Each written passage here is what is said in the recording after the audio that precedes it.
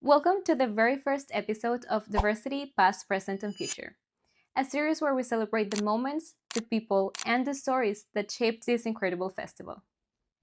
And today we're starting from the very beginning.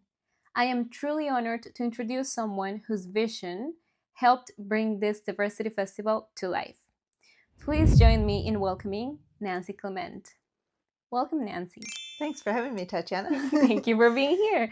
Okay, so the first question is, when you think about the first diversity, what image comes to your mind? Um, well, a lot of different things, but one image that really stands out for me is being on stage towards the end of the evening, because I played at that time with a band with Ruth Mathiang, who was one of my URSA colleagues from Sudan. And she was a singer-songwriter and did beautiful music. So we were up there on stage, and I just remember looking out at the crowd, which was a small crowd. It was the first time. And just going like, we did it. It actually happened. Like it's real. We have a festival. And I just couldn't actually believe that we'd gotten it off the ground after all that work the first year. That image really sticks with me. And then when I think of diversity in general, I think one of the images that really sticks with me is just of people dancing together. Because we've had dances from Japan, from Iran, from the Bahamas, from Nigeria, from Lebanon, Scotland, so many other countries. And often they've been kind of audience participation dances because we really wanted to get people kind of involved and not just watching like a show. Yeah. And so just that image of all ages, all cultures, just having fun together and just enjoying things, in the dances and the drum circles and line dancing and so on. So, wow, that's amazing. Okay, so the second question is, I'm really curious, where did the idea to make this festival come from? Good question. My colleague and I, Erica, who was a colleague at URSA at the time, we were just chatting over coffee and trying to figure out what kind of event we could create that would bring together new islanders and established newcomers and also locals who've been here, since birth. Bringing everyone together in one place and just kind of meeting each other and so on. And this was back at a time when the population was not as diverse, so there wasn't as much kind of knowledge about who your neighbors were and who was around you and who was coming in and so on. And we did know that there were some events such as the International Tea House that already existed, but what we found was because they were indoor events, the same people tended to come to them most times. Right. And we wanted to bring it out to the street so that then just everyone passing by would smell the food, they'd hear the music, they'd, see the dance, they'd just kind of join in and be curious about sort of who are their new neighbors.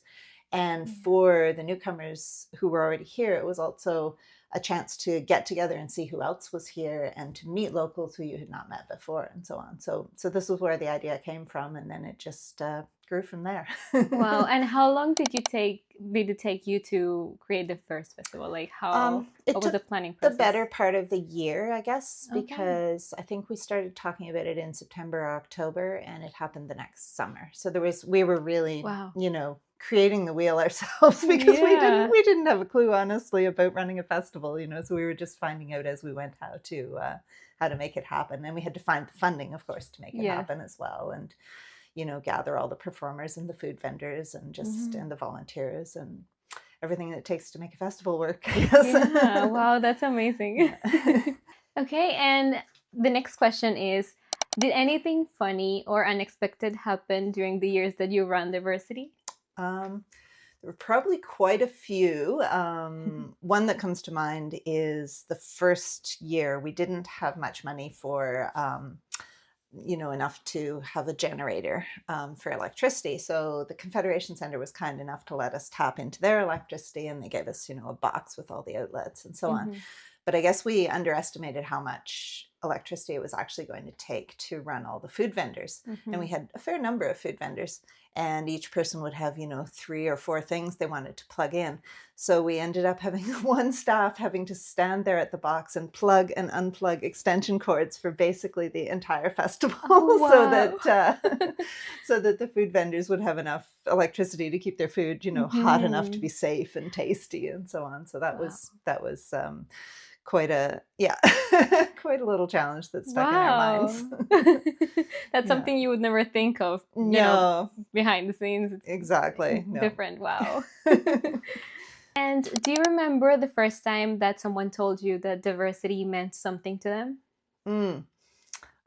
Yeah, actually, right after the first festival, it was just sort of ending at the end of the evening. And I remember a client coming up who'd arrived here as a refugee, and I knew him fairly well from in the office and so on. And he just came up and he had tears in his eyes and he said, "This is so wonderful. I had no idea there were so many other newcomers who are here, who are around me. And I just feel like, I'm in community."